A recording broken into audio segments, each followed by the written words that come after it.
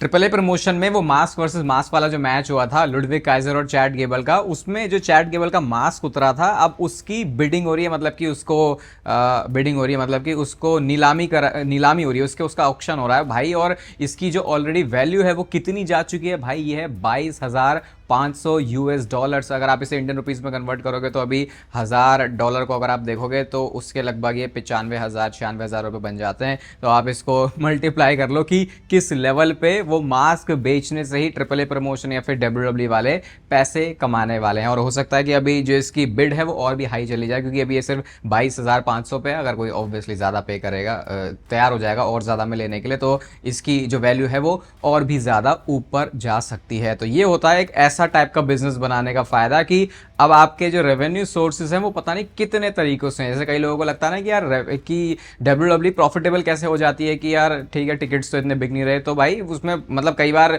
Tickets दिखता है सिर्फ, लेकिन ऐसी बहुत सारी चीज़ें छोटी छोटी जो कि ये तो चलो हमें दिख जाती हैं, लेकिन बहुत सारी ऐसी भी होती हैं जो समझ में भी नहीं आती, लेकिन वो ऐड होती हैं कंपनी के टोटल प्रॉफिट में। और वेलकम है आपका वॉइस ऑफ रेसलिंग के एपिसोड नंबर 912 में। और सबसे पहले यूएफसी के व्हाइट हाउस वाले इवेंट से स्टार्ट करते हैं। मुझे बहुत सारे कॉमेंट आए थे कि भाई इस इवेंट को कवर करना। अभी मैंने इसको अच्छे से बैठ के देखा नहीं है, लेकिन मैं आपको इसकी लुक एंड फील बता सकता हूँ। सबसे पहले तो भाई रोमन रेंज भी इस वाले इवेंट पर थे, तो वही बात है कि मतलब एक बड़ा इवेंट था, तो इसको ट्रीट भी उस तरीके से किया जा रहा था। ऊपर से आपको पता है टीकेओ के अंदर यूएफसी और डब्ल्यूडब्ल्यू वाले दोनों है, ना ही सिर्फ रोमन रेंज से बल्कि ट्रिपल एच भी यहाँ पे थे और दोनों साथ में है। अब इस फोटो पे मुझे लगता है आने वाले टाइम में बड़े इंटरेस्टिंग कैप्शंस और मीम्स बन सकते हैं, क्योंकि ऐसे ट्रिपल एच और रोमन रेंज को साथ में देखना थोड़ा रेयर होता है। और क्योंकि ये किसी डब्ल्यूडब्ल्यू के आउटसाइड इवेंट में थे, तो मतलब ये अपीयरेंस थोड़ी फिर अलग थोड़ी ऐसे हाईलाइट में आ जाती है। तो बस यही था कि मतलब बड़े बड़े नेम भी वहाँ पे जाएंगे देखने के लिए। शेन मैकमैन के जो 2 बेटे हैं वो भी आए थे इस इवेंट में, और भाई कितने ज़्यादा ये सिमिलर लगते हैं विंस मैकमैन से, और यंग विंस मैकमैन से और शेन मैकमैन से, वो आपको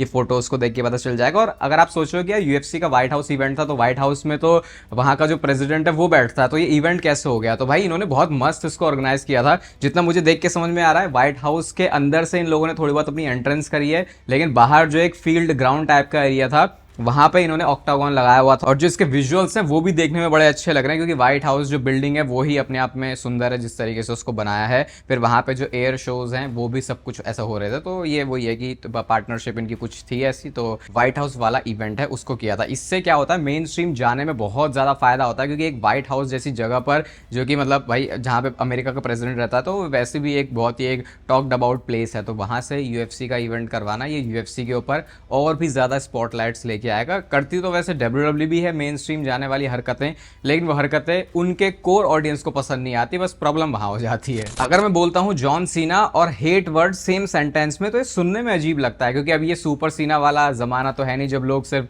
जॉन सीना को नफरत करते थे उनकी अच्छी बुकिंग की वजह से कि इस बंदे को इतना पुश क्यों मिल रहा है। लेकिन अभी इंस्टाग्राम पे कुछ ऐसा किया जॉन सीना ने जिसकी वजह से लोगों ने उन पे हेट कॉमेंट्स डाले। तो उन्होंने क्या किया, उन्होंने इलॉन मस्क की जो पिक्चर है उसको पोस्ट किया। अगर आप थोड़े बहुत भी अपडेटेड रहते हो वर्ल्ड में क्या चल रहा है, तो वो वर्ल्ड के पहले ट्रिलियनियर बन चुके हैं। तो अब तक तो हमसे बिलियनियर नहीं बोला जा रहा था, ट्रिलियनियर मतलब कहने का मतलब ये है कि बहुत ज्यादा अमीर हो गए हैं इलॉन मस्क, और सबसे अमीर आदमी वो हैं, वो थे भी, अब उन्होंने वो ट्रिलियन वाला जो मार्क है उसको अचीव कर लिया। तो उस पर फिर ऐसा पोस्ट किया था, आपको पता है नो कॉन्टैक्ट में बहुत सारी फोटोज डालते रहते हैं जॉन सीना। तो इसके कॉमेंट सेक्शन में लोगों ने जो इलॉन मस्क को पसंद नहीं करते, ऑब्वियसली उन्होंने फिर जॉन सीना को हेट देना शुरू कर दिया। अलग अलग तरीके के कुछ जीआईएफ में कॉमेंट आए, कुछ मीम्स में आए, कुछ लोग अलग बातें लिख रहे हैं। अभी इलॉन मस्क को हेट क्यों मिलती है, तो भाई उसके तो करोड़ों रीजन है। जब आप इतने बड़े मुकाम पे पहुंच जाते हो तो बहुत सारे आप ऐसे रीजंस भी दे देते हो अपने सामने वाले जनता को आपको नफरत करने के लिए। उस चीज में हमें ज्यादा जाने का फायदा है नहीं, लेकिन भाई जॉन सीना भी अनहिंज आदमी है, वो करता रहेगा ऐसी पोस्ट, भले ही तुम कुछ भी कमेंट कर दो उसके कमेंट सेक्शन में। अभी एजे ली ने बात करी कि वो इतने सालों के बाद डब्ल्यूडब्ल्यू में वापस आई, तो उन्होंने क्या चीज बोली थी ट्रिपल एच और निक खान को। उन्होंने बोला कि मेरी सबसे ज्यादा प्रायोरिटी पर रहेगी मेंटल हेल्थ, मुझे अपनी मेंटल हेल्थ को बिल्कुल भी सफर नहीं करवाना। अगर ये चीज़ पॉसिबल हो सकती है तो ठीक है, मुझे डब्ल्यूडब्ल्यू में आने में कोई भी प्रॉब्लम नहीं है। और इससे एजे ली का कहने का मतलब ये था कि 10 साल पहले बहुत सारी ऐसी चीज़ें थी जो कि वो उसको फिक्स करना तो छोड़ो, डब्ल्यूडब्ल्यू में जाहिर भी नहीं कर सकती थी। तो वो जो एनवायरमेंट है वो एजे ली को पसंद नहीं था। तो ट्रिपल एच और निक खान ने सामने से बोला, ऐसा एजे ली बताती है कि अगर हम ये मेक श्योर नहीं कर सकते कि तुम्हारी मेंटल हेल्थ सही है, तो यानी हम कुछ तो चीज़ सही नहीं कर रहे फिर इस कंपनी में। तो उसके बाद एजे ली को थोड़ी एश्योरेंस मिली कि ठीक है, मतलब सही रहेगा सब कुछ, और उसके बाद वो कंपनी में वापस आई थी। तो ये एक बहुत बड़ा बैक स्टेज के एनवायरनमेंट में चेंज है, आप बोल सकते हो। विंस मैकमैन के जाने के बाद, क्योंकि विंस मैकमैन को खुद छुट्टियां लेना पसंद नहीं था, तो उनको खुद पसंद नहीं था, तो वो कहते थे भैया जब मैं कंपनी का बॉस होकर छुट्टी नहीं ले रहा तो तुम भी क्यों लोगे। फिर इस चीज के ऊपर अपना ओपिनियन आप कमेंट सेक्शन में जरूर लिख सकते हो, क्योंकि कोडी रोड्स को पूरे हो चुके हैं 100 दिन अनडिस्प्यूटेड चैंपियन बने हुए। अब तो मेरे दिमाग से ये भी निकल जाता है कभी कभी कि अच्छा ही बंदा टाइटल जीता था, फिर हारा था, फिर जीता था, क्योंकि इतनी बार वो कोडी रोड्स के पास से जाके वापस भी आ चुकी है। तो लोग अब इस चीज के ऊपर अपना ओपिनियन दे रहे हैं कि भाई 100 दिन तो हो गए इस टाइटल रेन को, लेकिन क्या ये टाइटल रेन ऐसा है जिसमें हम कोई भी ऐसी चीज निकाल के बता सकते हैं जिसने इस चैंपियनशिप को या फिर यहाँ पे स्टोरी लाइन को थोड़ा सा मेमोरेबल या फिर थोड़ा याद करने वाला बनाया हो। तो आपका क्या रिव्यू है इस चीज के बारे में वो कमेंट सेक्शन में बताना। और जो हमने मंडे नाइट रॉ में सेगमेंट देखा था ना सोलो सिकोवा और जेकब फाटू का, इस सेगमेंट को बहुत ज्यादा अप्रिशिएट किया जा रहा है आईडब्ल्यूसी में। वो किस वजह से, क्योंकि इस सेगमेंट से कितनी सारी जो ब्लड लाइन की स्टोरी है उसकी अलग अलग डायरेक्शन हो सकती है, कि जैसे रोमन रेंस अब सोलो सिकोवा को अपने पास बुलाना चाह रहा है, तो भाई ये तो बहुत अजीब है, क्योंकि रोमन रेंस तो सोलो को हटा के बिल्कुल ब्लड लाइन से गायब कर चुका था। जेकब फाटू कैसे सिर्फ रोमन रेंस की सुन रहा है और वो उसोस के उससे कोई लेना देना नहीं है उसे। फिर सोलो सिकोवा भी ये कह रहा है कि यार रोमन रेंस को अगर सही में वो मुझे चाहता है तो आए और मुझे लेके चला जाए। तो वो एक तरीके से ये था कि दम है तो मुझे लेके जा भाई रोमन रेंस, अगर तेरे में दम है। क्योंकि आपको पता है फैमिली इनके उसमें ऐसा होता है कि अगर कोई बंदा हार जाता है तो फिर वो घुटने टेक देता है सामने वाले बंदे के सामने, जैसा भी जेकब फाटू ने किया था और इससे पहले जे उसो ने किया था। हाँ, ये चीज सोलो सिकोवा ने नहीं करी थी, क्योंकि ट्राइबल कॉम्बैट हारने के बाद डब्ल्यूडब्ल्यूई ने स्टोरी लाइन ही पूरी अलग अलग कर दी थी। तो अब देखते हैं ये ब्लड लाइन का फिर ये जो अब ये नया सीजन शुरू हुआ है ये कहां पे जाता है। और पूरी प्लानिंग देख के ऐसा ही लग रहा है कि डब्ल्यूडब्ल्यूई भाई समझ गई है कि एक स्टोरी ब्लड लाइन की तो हमको चलाती ही रहनी पड़ेगी, ताकि फैंस का हमारे प्रोडक्ट में इंटरेस्ट है। क्योंकि यहाँ पे फिर डब्ल्यूडब्ल्यूई का जो सोचने का काम है ना, अलग अलग चीजें, वो थोड़ा सा आसान हो जाता है, क्योंकि बहुत सारे जो बेसिक चीजें वो फिक्स नहीं हो पाती, तो उनको लगता है अच्छा हाँ ब्लड लाइन की स्टोरी है तो ये फैंस के हाथ में पकड़ा देंगे और हो जाएगी फिर बल्ले बल्ले कि हाँ भैया फिर तो शो बढ़िया ही था। कल का मंडे नाइट रॉ का एपिसोड ऐसा है जिसे आप सुबह उठ के देखना भी कंसिडर कर सकते हो। तो भाई बहुत सारी चीजें होने वाली कल शो पर। रोमन रेंस भी शो पर होंगे,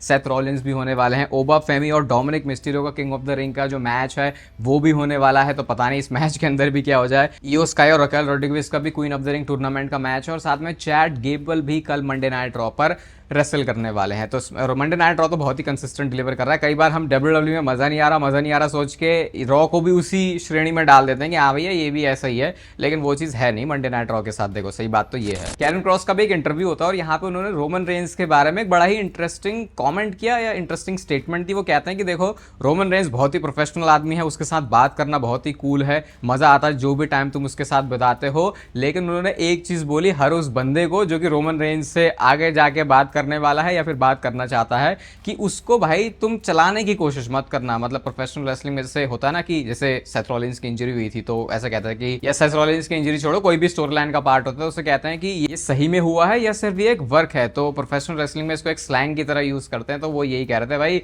उसके सामने ज्यादा तुम्हें शान पट्टी करने की जरूरत नहीं, क्योंकि वो बंदा तुरंत समझ जाता है कि तुम क्या कहना चाह रहे हो और क्या करना चाह रहे हो। तो ये कैरन क्रॉस ने कुछ बोला रोमन रेंस के बारे में। और मतलब हो भी जाता है कि जब आप थोड़े बड़े मुकाम पे पहुंच जाते हो तो इतने लोगों से मिलने के आपके एक्सपीरियंस होते हैं कि आप चेहरे और आंख देख के बता सकते हो कि इस बंदे के दिमाग में चल क्या रहा है। फिर थोड़े दिन पहले मैंने आपको नई इंडियन रेसलिंग कंपनी के बारे में बताया था ना, जो जीत ने अब स्टार्ट करी है WXM से अलग होने के बाद, जिसका नाम है PWR। तो अभी इन्होंने अपना एक पहला इवेंट किया है, 13 जून की इसकी डेट थी, और ये जीत ने अपने ही होम टाउन अपने विलेज में किया था। मतलब ऐसा नहीं है कि ये बिल्कुल WXM के लेवल पे जैसे अभी प्रोडक्शन क्वालिटी थी वैसा कुछ कर रहे हैं, लेकिन आई थिंक मुझे लगता है कि इनके जो सेटअप है, इनका जो मैनेजमेंट कैसा है, क्या पता उसको टेस्ट करने के लिए या फिर अपने लोगों के सामने, जैसे जीत ने बोला भी था कि पहले अपने जहां से मैं आया हूं वहां से मैं इसकी शुरुआत करूंगा, तो वैसा करके इन्होंने शुरुआत तो कर दी है इस चीज की। और क्रांति होने वाला है इनका एक बड़ा शो, जिसको आप मेन शो या फिर PLE वाला शो है उसे बोल सकते हो। तो देखते हैं अब ये PWR क्या करता है। और WXM के बारे में भी एक इंटरेस्टिंग टर्न आ गया। मैंने आपको बताया था कि कैसे मैनेजमेंट में उनका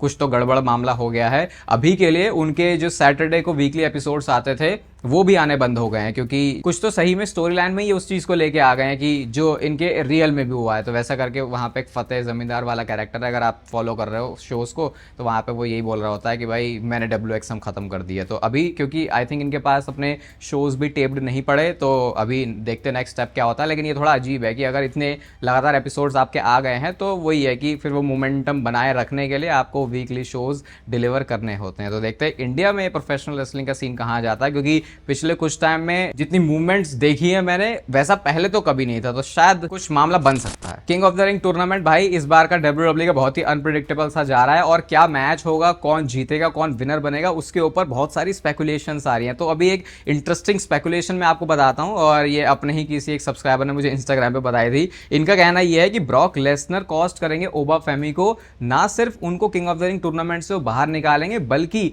उनका स्पॉट लेने के लिए कोई एक नया बंदा आ जाएगा, जो कि बहुत WWE के एक यूजुअल एंगल्स में से होता है कि किसी सुपरस्टार को पहले ही बजा दिया तो वो कंपीट ही नहीं कर सकता, और वो स्पॉट फिल करने के लिए आएंगे फिर the best in the world CM पंक। और CM पंक के आने के बाद अब जो मैच बनेगा फाइनल्स में वो होगा CM पंक वर्सेस जे ऊसो का, जिसके टीजर्स WWE ने हमको पिछले कुछ टाइम में दिए ही हैं। और उसके बाद CM पंक इस टूर्नामेंट को जीत के रेसलमेनिया का रीमैच करेंगे समर स्लैम में, जहां पे वो वर्ल्ड हैवीवेट चैंपियनशिप के लिए रोमन रेंज को फेस करने वाले हैं। तो देखा जाए तो ये बड़ी ही केओटिक सी डायरेक्शन है, लेकिन ये angle I think Brock Lesnar और ओबा फेमी को भी बहुत ज्यादा हेल्प कर सकता है अगर WWE इनके तीसरे मैच को बिल्कुल सुपर हाइप करना चाह रहे हो। क्योंकि सोचो ओबा फेमी जो कि इतनी बड़ी अपॉर्चुनिटी उसके पास आने वाली थी वो उसके पास से चली गई, किसकी वजह से? सिर्फ ब्रॉक लेसनर की वजह से। और आई थिंक फाइनल्स के लिए CM पंक और जे ऊसो भी एक अच्छा मैच है। तो WWE के पास पॉसिबिलिटीज तो बहुत सारी हैं, और जैसे मैंने पहले ही बोला जब इतनी सारी पॉसिबिलिटीज हैं तो भाई अब यहाँ पे फंबल करने की आपको बिल्कुल भी जरूरत नहीं है। बाकी अगर आप अपनी हेल्थ के बारे में सीरियस हो,